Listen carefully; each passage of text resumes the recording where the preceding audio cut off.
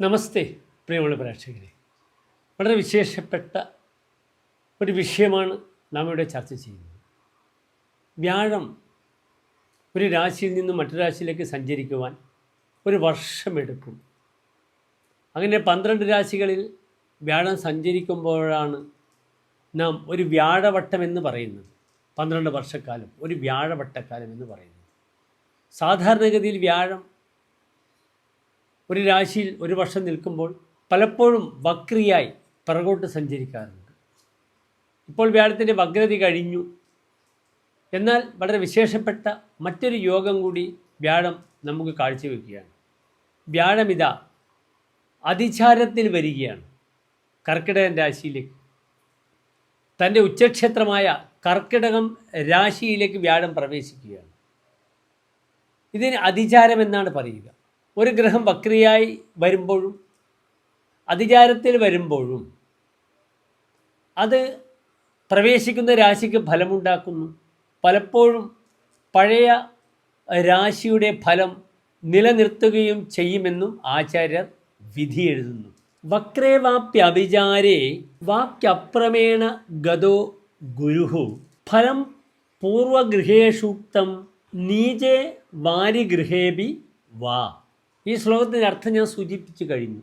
ഒരു ഗ്രഹം വക്രിയായി നിൽക്കുമ്പോഴും അതിചാരത്തിൽ നിൽക്കുമ്പോഴും പൂർവഗ്രഹം, ആ ഗ്രഹം ഏത് രാശിയിലാണ് നിൽക്കുന്നത് ആ രാശിയുടെ ഫലം തന്നെയാണ് തരിക.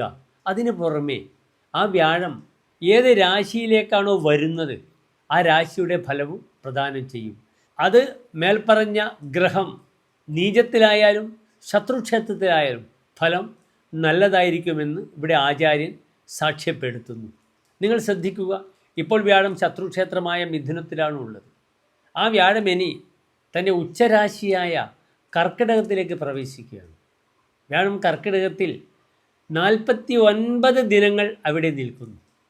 ഈ 49 ദിനങ്ങൾ വ്യാഴം അവിടെ നിൽക്കുമ്പോൾ ശോഭനമായ ഫലത്തെ പ്രദാനം ചെയ്യും മേടൻ രാശിക്കാർക്ക്, മിഥുനം രാശിക്കാർക്ക്, കന്നി രാശിക്കാർക്ക്, തുലാം രാശിക്കാർക്ക്, വൃശ്ചികം രാശിക്കാർക്ക്, മകരം രാശിക്കാർക്ക്, മീനം രാശിക്കാർക്കും.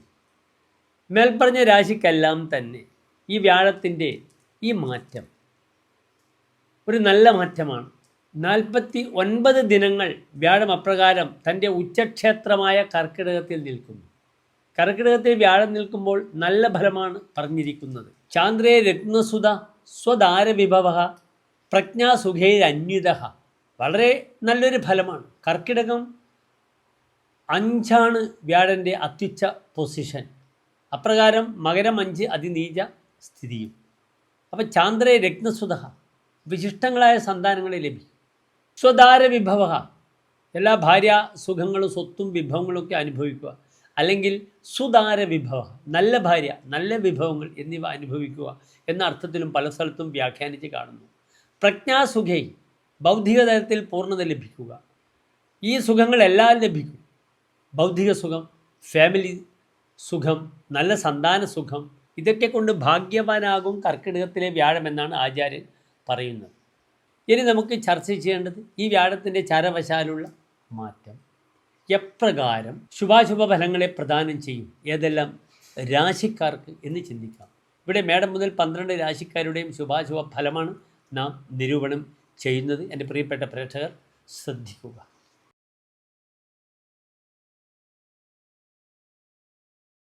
പുണർദ നക്ഷത്രത്തിൻ്റെ അവസാനത്തെ 15 നാഴിക പൂയം അതിലെ നക്ഷത്രങ്ങൾ വരുന്ന 2.25 നക്ഷത്ര സമൂഹമാകുന്നു കർക്കിടകം രാശി. ഇവർ കർക്കിടകം രാശിക്കാർക്ക് വ്യാഴം ആരാകുന്നു? അവരുടെ ശത്രുപതിയാണ്, ശത്രുവുമാണ്. അപ്രകാരം തന്നെ അവരുടെ രോഗങ്ങളാണ്. അപ്രകാരം തന്നെ അവരുടെ 9ാം ഭാവമാണ്. അവരുടെ ഭാഗ്യമാണ്, പിതാവാണ്, പൈതൃകമായ പുണ്യമാണ്, ഭാഗ്യമാണ്, തപസ്സാകുന്നു, ഉപാസനയാകുന്നു.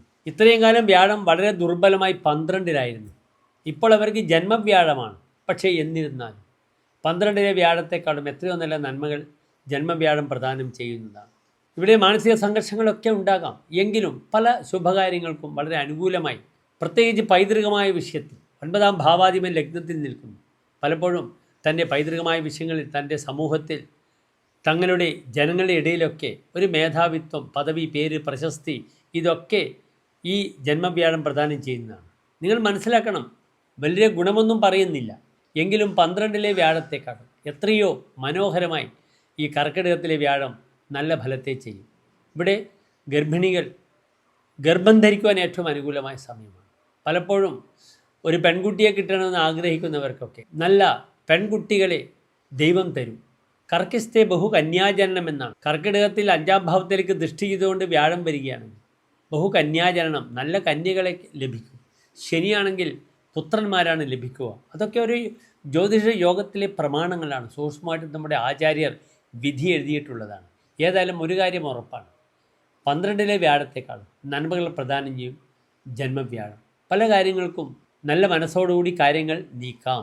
ഹോരാസംസ്ഥെ ജീവേ സുശരീര പ്രാണവായു ദീർഘായുഹു സുസമീക്ഷിത കാര്യകര.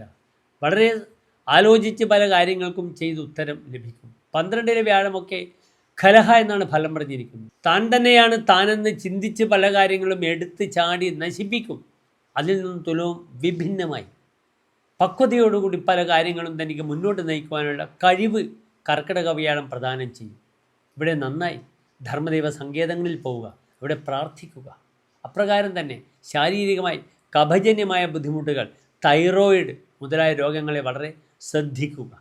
എങ്കിലും ഈ വ്യാഴം നന്മകൾ പ്രദാനം ചെയ്യും, ഒരു സംശയവുമില്ല. എല്ലാ പ്രിയപ്പെട്ട കർക്കിടക രാശിക്കാർക്ക് ശോഭനമായ നല്ലൊരു 49 ദിവസക്കാലത്തെ പ്രാർത്ഥിക്കുന്നു. നന്ദി, നമസ്കാരം.